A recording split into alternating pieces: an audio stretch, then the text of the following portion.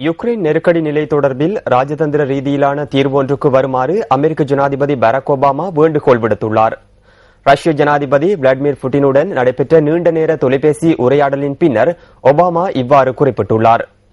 யுக்ரைனுக்குள் ரஷ்ய ராணுவத்தின் ஊடுருவலுடன் தொடர்பு கொண்டவர்களின் சொத்துக்களை முடக்குதல் மற்றும் அமெரிக்கா ஊடாக பயணிப்பதற்கு தடை விதிக்குமாறும் ஜனாதிபதி பராக் ஒபாமா குறிப்பிட்டுள்ளார்.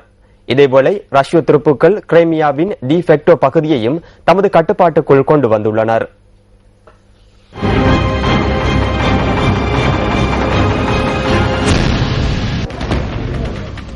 கிரைமியாவுக்குள் ரஷ்ய ராணுவம் ஊடுருவியமையுடன் தொடர்புடையவர்களை தண்டிப்பதே ஜனாதிபதி பராக் ஒபாமாவின் நிறைவேற்று அதிகாரத்தின் நோக்கம் என அமெரிக்க வெள்ளை மாளிகை குறிப்பிட்டுள்ளது.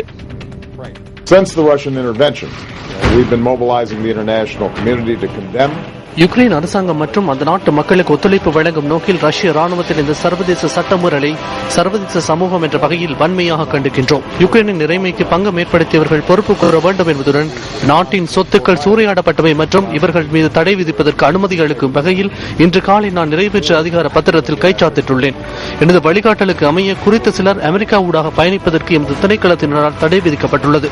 கிரைமியாவில் இந்த பதற்ற நிலைமை ஏற்பட காரணமானவர்கள் தொடர்பில் அறியும் வரை இந்த தீர்மானம் அமலில் இருக்கும். impose a cost those responsible for the situation in Crimea.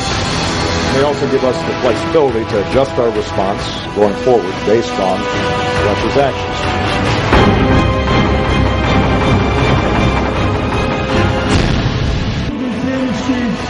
இதேவேளை தமது குடியரசில் நடைபெறவுள்ள பொதுஜன வாக்கெடுப்பிற்கு ஆதரவு வழங்குவதாக தெரிவிக்கும் கிரைமியா மக்கள் தமக்கு வாக்களிக்கும் உரிமை உள்ளதாகவும் குறிப்பிட்டுள்ளனர். கிரைமியா பாராளுமன்றம் ரஷ்யாவுடன் இணைந்து தீர்மானம் எடுக்க வேண்டும் என்பதுடன் பொதுஜன வாக்கெடுப்பு நடத்தப்படுவதற்கு இன்னும் 10 நாட்களே எஞ்சியுள்ளன.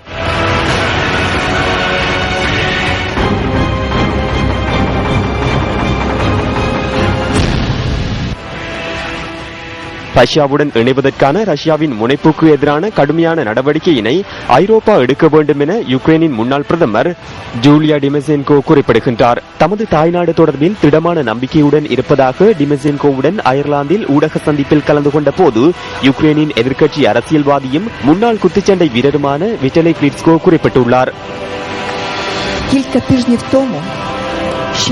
கடந்த சில நாட்களுக்கு முன்னர் உங்களுடன் இவ்வாறு நான் இருப்பேன் என்று எவரும் நினைக்கவில்லை. ஏன் எனக்கே தெரியாது. இந்த உலகுக்கு என்னிடம் நல்லதொரு செய்தி உள்ளது. யுக்ரைனின் ஏகாதிபத்தியம் வீழ்ச்சி கண்டுவிட்டது. கிரைமியாவின் இணைவு தொடர்பில் எதிர்வரும் மார்ச் 16ஆம் தேதி பொதுஜன வாக்கெடுப்பு ரஷ்யாவிற்கு சந்தர்ப்பம் வழங்குமேயானால் யுக்ரைனை மாத்திரமல்ல முழு உலக நாடுகளது ஸ்திர நிலைமையை நாம் இழக்க நேரிடும். Але ми втратимо не тільки Україну, ми втратимо ще стабільність в усьому світі. Vizitul Europeia geografisch. பௌதிக ரீதியில் வரலாற்று அடிப்படையில் எண்ணங்களில் நாம் அனைவரும் ஐரோப்பியர்களே.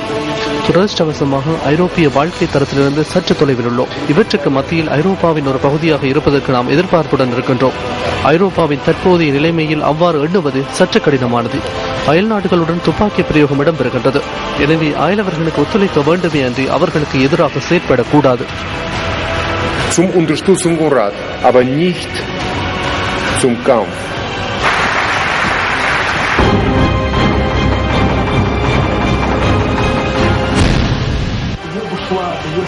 இதேவேளை யுக்ரைன் 1+1 தொலைக்காட்சி சேவையின் செயற்பாட்டுக்கு நேற்றைய தினம் கிரைமியாவில் தடை விதிக்கப்பட்டுள்ளது. கிரைமியாவில் உள்ள தமது 1+1 தொலைக்காட்சி சேவை நிலையத்தில் பணிபுரிந்து கொண்டிருந்த ஊழியர்கள் தாக்கப்பட்டுள்ளதாக குறித்த தொலைக்காட்சி சேவையின் நிகழ்ச்சி தொகுப்பாளர் குறிப்பிடுகின்றார். கிழக்கு யுக்ரைனின் டொனெட்ஸ் பகுதியில் உள்ள அந்த நாட்டின் பாதுகாப்பு சேவை கட்டடத்தின் மீது ரஷ்ய ஆதரவாளர்கள் தாக்குதல் நடத்தியுள்ளனர். நேற்று முன்தினம் யுக்ரைன் பாதுகாப்பு சேவைகள் பிரிவினரால் கைது செய்யப்பட்டிருந்த ரஷ்ய ஆளுநரை விடுதலை செய்வதற்கே இவர்கள் முற்பட்டுள்ளனர்.